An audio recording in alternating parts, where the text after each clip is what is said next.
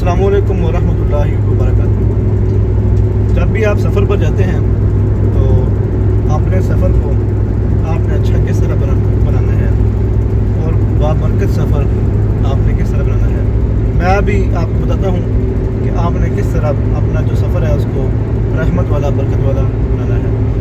میں ابھی گاڑی چلا رہا ہوں، یہ دیکھیں گاڑی چلا رہا ہوں اور سفر پہ ہوں، میں دفتر سے واپس جا رہا ہوں کام پر۔ آپ کے پاس جو ہے نا یہ کاؤنٹر ہونا چاہیے، دیکھیں میرے رختی پہ جو ہے یہ کاؤنٹر آپ کے پاس ہونا چاہیے، یہ والا یہ کاؤنٹر آپ کے پاس ہونا چاہیے، ٹھیک ہے۔ تو اب آپ بجائے گانے سننے کے آپ اپنا سفر برکت والا رحمت والا بنا سکتے ہیں۔ کیسے بنا سکتے ہیں؟ آپ کے پاس ایک کاؤنٹر ہونا چاہیے اور کاؤنٹر سے آپ جو ہے وہ ذکر و اذکار کر سکتے ہیں۔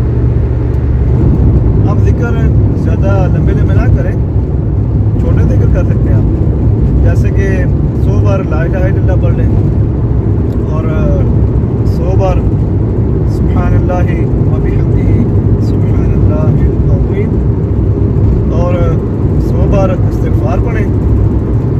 اس کے بعد 100 بار آپ درود پاک پڑھیں۔ درود پاک کو آپ مسلسل پڑھتا رہیں نا، جتنا آپ کا سفر ہے آپ درود پاک پڑھتے رہیں، بجائے اس کے کہ آپ گانے سنیں سفر کے دوران، اور گانوں کی نحوست بھی بہت زیادہ ہوتی ہے کیونکہ اس سے دل جو ہے وہ ہٹ جاتا ہے عبادت سے، عبادت کرنے کا دل نہیں کرتا جب آپ گانے سنتے ہیں۔